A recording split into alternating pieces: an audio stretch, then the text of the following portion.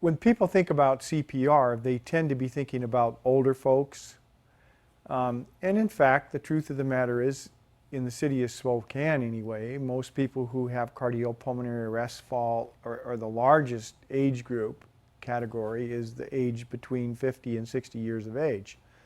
But it also occurs in children, and it's very important for every parent, every aunt, every uncle, every grandparent, every brother and sister to know how to do cardiopulmonary resuscitation on a child. Children do have cardiopulmonary arrests. In general, their cardiopulmonary arrests are preceded by some sort of airway problem or a respiratory problem that leads to hypoxia, hypercarbia, all of those biochemical changes that cause them to go into cardiac arrest. And for that reason, we have a little bit of a different approach to children than we do to adults. For the purposes of determining when to start cardiopulmonary resuscitation, in other words, how to define cardiopulmonary arrest, we define it by two things. Number one, the patient is not responsive to the usual stimuli. In other words, you shout, you shake, you tap them on the shoulder, they don't respond. And number two, they're breathing abnormally. Not necessarily not breathing, but breathing abnormally. They could be breathing very slowly, they could be snoring, but if they're non-responsive and they're not breathing normally, that is by definition, or at least by functional definition, that is cardiopulmonary arrest, and those patients need immediate cardiopulmonary resuscitation. Now, because of this difference that I just pointed out between adults and children etiologies of cardiopulmonary arrest, it's important to remember that kids need air. Adults, hands-only CPR is now what we recommend, but in children it's different. In children, because of the fact that it's frequently preceded by respiratory failure or an airway obstruction, we strongly recommend that the patient be given air. So if you determine that the child is in cardiopulmonary arrest, you start chest compressions at a rate of 100 per minute, just like with adults. And the only difference really is that after every 30 compressions, you stop and give 2 breaths.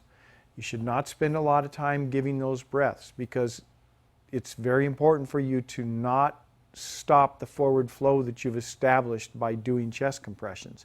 Every time you stop chest compressions, you lose a little bit of the ground that you've gained, and you have to regain that back. So you're giving up ground every time you stop to do the respirations. But given the probable etiology of the arrest in a child, it's important to give them air. So if there's just one person doing the resuscitation, then you have to stop the chest compressions after 30 compressions, do 2 quick breaths, taking about a second per breath, and then right back on the chest, 30 compressions, 2 breaths, 30 compressions, 2 breaths, until the advanced providers arrive, the EMTs, paramedics, and the patient could be transported to a hospital. There are some differences in the way we approach the very young child as opposed to the relatively older child. So for those purposes, we sort of divide them into 2 groups. The group that's 0 to 1 year of age, infants, and the people that are children, ages 1 to 8. When they're over 8 years of age, generally we treat them the same way we would an adult. So the children who are between 1 year and 8 year of age, we do the chest compressions the same way we would with an adult. We use the butt of our hand, put it on the sternum, compress a third of the sternal depth, which is usually going to be about 2 inches in a kid, just like it would be in an adult.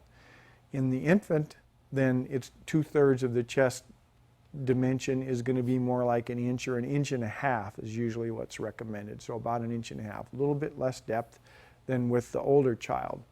The other difference is that in the infant, you want to use your fingertips. You want to put them right in the middle of the sternum, just below the nipples, and do your compressions with your fingertips because they have a much more compliant chest wall than the older children. It's always important to bear in mind that these children who have cardiopulmonary arrest might very well be choking. So if there's any indication that this is a choking episode, one would want to, of course, apply the appropriate measures for relieving that problem. And if that is noticed before the child actually goes into cardiopulmonary arrest, then there are some things that can be done. If the child is in the age group of 1 to 8, the preferred methodology is an abdominal thrust, or what we refer to as a Heimlich maneuver, where you put your fist on the child's belly and compress forcefully, quickly, and try to force up air up out of the airway and eject the foreign body. You can do that repeatedly. If the child happens to be obese, which is increasingly a phenomenon, at least in this country, you might want to use a chest compression. That's going to be more effective. So you do the same thing by putting your hand on the child's chest and compressing. In the age group that's under 1 year of age, 0 to 1 year of age, the preferred methodology, the recommended methodology, is that you do a back blow where you turn the child face down, back up, across your lap. You deliver 5 back blows. If that doesn't work, you flip them over and you deliver 5 chest blows. If that doesn't work, you flip them back over and do 5 back blows, and keep doing that until either the foreign body is dislodged or help arrives. Or if the child goes into cardiopulmonary arrest, becomes limp and non-responsive, and is breathing abnormally, you would put them on the floor and start cardiopulmonary resuscitation. Usually these situations are pretty emotion-laden, and particularly when it's a child, it's difficult for people to remain clear-headed and objective. And for that reason, we recommend, the Spokane Fire Department and all the EMS agencies in the county recommend that recommend people to take some sort of course on this where they can actually practice on a mannequin, so that they can be a little bit more objective when these situations occur.